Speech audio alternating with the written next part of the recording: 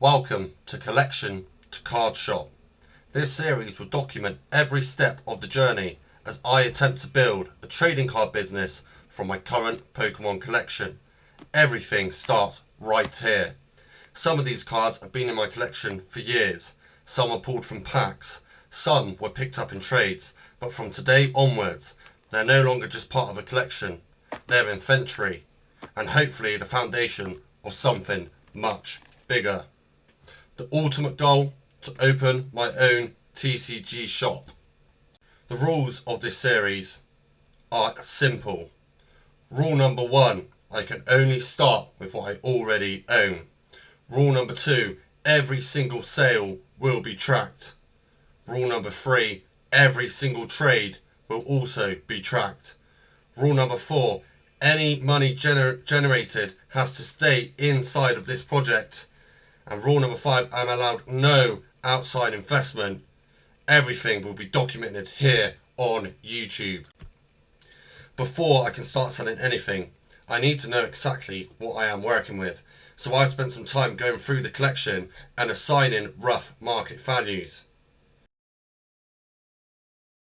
To help with these rough values, I have used the collector app to track my whole collection. At the moment the collection stands at just over £700, and you can see on screen some of the cards that we are working with. A few Pokémon Center stamp promos, a lot of illustration rares, and quite a few cards on the cheaper side. But I believe this will give us a strong starting point on our journey to our own card shop. Let's take a deeper dive into some of our more expensive cards in our collection. Now obviously grading could be an option here.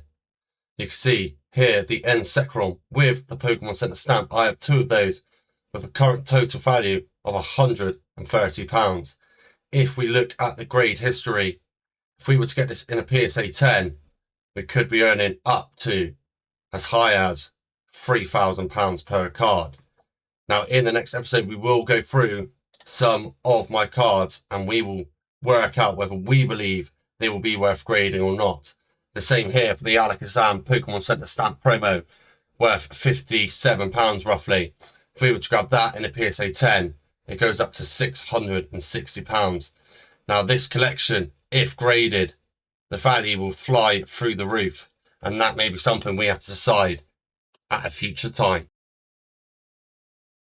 Now, one issue with grading is being from the UK, where at the moment it is almost impossible to send any cards to PSA. Our main alternative here really in the UK at the moment would be Ace Grading. I am a big fan of Randy, and you would have seen in the intro I have got a signed card from him. But if you go through into their grading section, you'll often find most of the spaces closed. For their cheaper rates, you need to join a select, which at the moment would not be a feasible option. I believe you pay, £200 for the year or something, although you do get £100 back in grading credit that will take off your first submission. Cost per card to submit, basic is £18, but it's a 45-day turnaround. Standard, you can pay £25 per card, it's a 25-day turnaround. Premier is £32, get it back in 10 days. Ultra, £60, get it back in 5 days, and luxury £120, but you get it back in 2 days. The only issue here with Ace is you do see quite a few complaints that their turnaround does not match what they advertise on their website, as they often get backed up. As I said, PSA have had a lot of odd things going on lately, and Ace is here to take over. Now I've got a rough estimate of what my collection is worth. The next question is, where do I actually sell it? Option 1 would be here on Vinted, which is big in the UK as of late. And over the last year or two, more and more people start buying and selling Pokemon cards on this platform. The biggest advantage is the fees, as the seller I get to keep more of the money compared to other marketplaces. That sounds great in theory, but there are some downsides. The audience is smaller. As you can see, prices can be inconsistent, and higher value cards can sometimes take longer to sell. For lower end singles and smaller bundles though, it could be a really useful tool. Option 2 would be here on eBay, probably the biggest marketplace for Pokemon cards in the UK. The biggest advantage here is visibility. If someone is searching for a specific card, chances are they're looking on eBay. That means more buyers and usually a better chance of making a sale. The downside is the fees. Between marketplace fees, postage costs, and the occasional return, profits can disappear surprisingly quickly. But if the goal is generating consistent sales, it's hard to ignore the amount of traffic eBay gets. We have used NSecROM here, Pokemon Center Stamp promo, to show the fluctuation in price. We stated earlier how much it was worth, and on here you can see whether it's sealed or graded. It fluctuates almost every single sale. Option 3 would be a UK card show. And honestly, this might be where the biggest opportunities are. As a customer, card shows can be a great place to trade up, find deals, and buy collections below market value.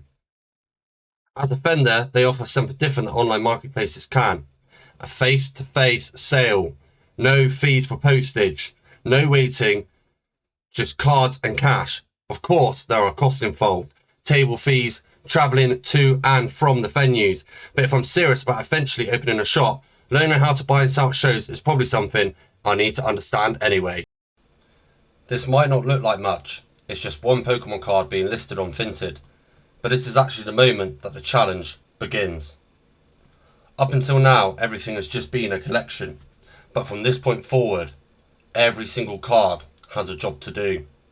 Whether that's being sold, whether that's being traded, or just used to acquire more inventory. The long-term goal is to open a trading card shop, and the only way that's going to happen is if I start turning cardboard into capital.